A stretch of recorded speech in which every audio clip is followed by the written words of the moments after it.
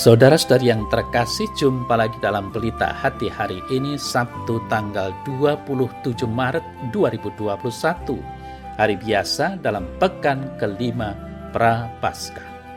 Bersama saya Romo Thomas Suratno SC dari Paroki Cilandak, Jakarta Selatan, mendengar dan merenungkan sabda Tuhan, yakni firman Tuhan yang tersurat dalam Injil Yohanes bab atau pasal 11 ayat 45 sampai dengan ayat 56.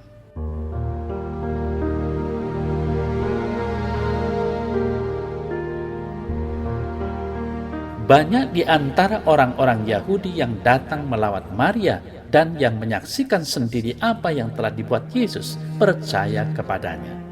Tetapi ada yang pergi kepada orang-orang Farisi dan menceritakan kepada mereka apa yang telah dibuat Yesus itu. Lalu imam-imam kepala dan orang-orang Farisi memanggil mahkamah agama untuk berkumpul dan mereka berkata, "Apakah yang harus kita buat? Sebab orang itu membuat banyak mukjizat.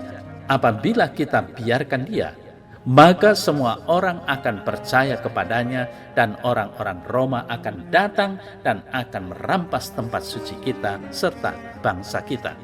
Tetapi seorang di antara mereka, yaitu Kayafas, imam besar pada tahun itu, berkata kepada mereka, "Kamu tidak tahu apa-apa dan kamu tidak insaf, bahwa lebih berguna bagimu jika satu orang mati untuk bangsa kita daripada seluruh bangsa kita ini binasa." Hal itu dikatakannya bukan dari dirinya sendiri, tetapi sebagai imam besar pada tahun itu ia bernubuat bahwa Yesus akan mati untuk bangsa ini. Dan bukan untuk bangsa itu saja, tetapi juga untuk mengumpulkan dan mempersatukan anak-anak Allah yang tercerai-berai. Mulai dari hari itu mereka sepakat untuk membunuh Yesus. Karena itu Yesus tidak tampil lagi di muka umum di antara orang-orang Yahudi. Ia berangkat dari situ ke daerah dekat padang gurun, ke sebuah kota yang bernama Efraim. Dan di situ ia tinggal bersama-sama murid-muridnya. Pada waktu itu hari raya Paskah orang Yahudi sudah dekat, dan banyak orang dari negeri itu berangkat ke Yerusalem untuk menyucikan diri sebelum Paskah itu. Mereka mencari Yesus dan sambil berdiri di dalam bait Allah, mereka berkata seorang kepada yang lain, "Bagaimana pendapatmu? Akan datang jugakah ia ke pesta?"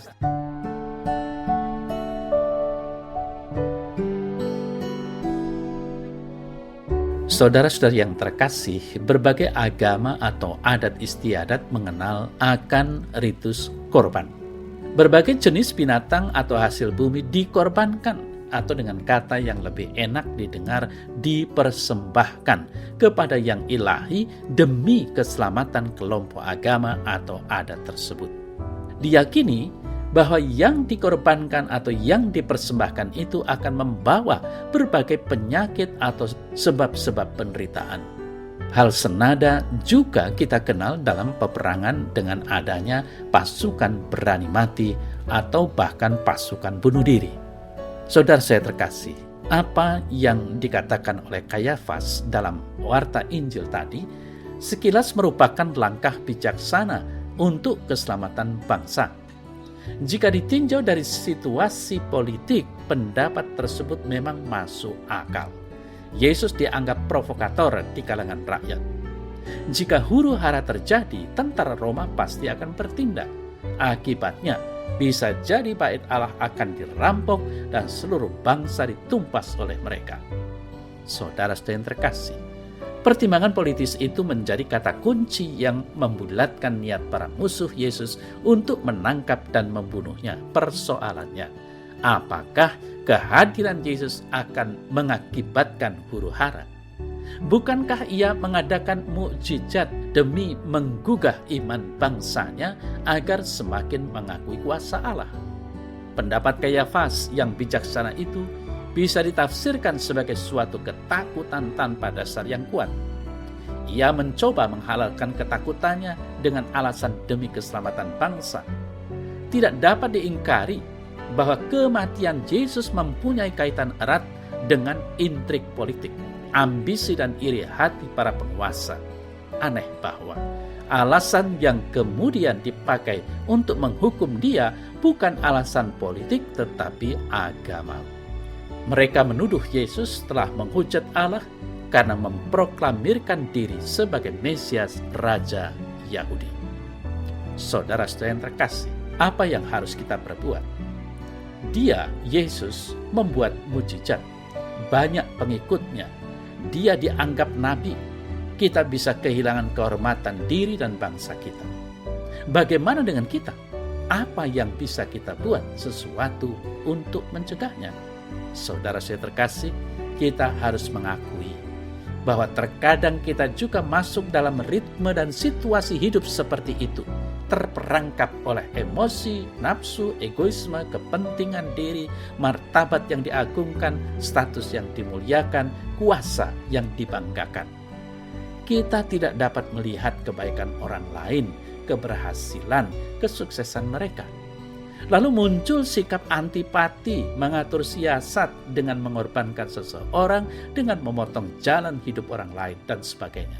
Maka baiklah kalau kita harus mempertobatkan diri, memperbaharui dan berubah menjadi orang saleh dan memperhatikan sesama dalam kehidupan sehari-hari.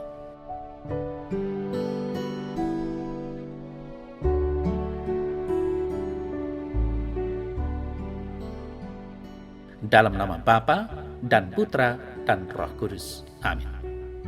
Ya Bapa, Putramu Yesus Kristus mengorbankan diri, menanggung dosa-dosa manusia demi keselamatan bangsa manusia. Bantulah aku yang lemah ini untuk berani meneladani semangat Putramu, berkorban demi keselamatan sesamaku. Amin. Dalam nama Bapa dan Putra dan Roh Kudus. Amin.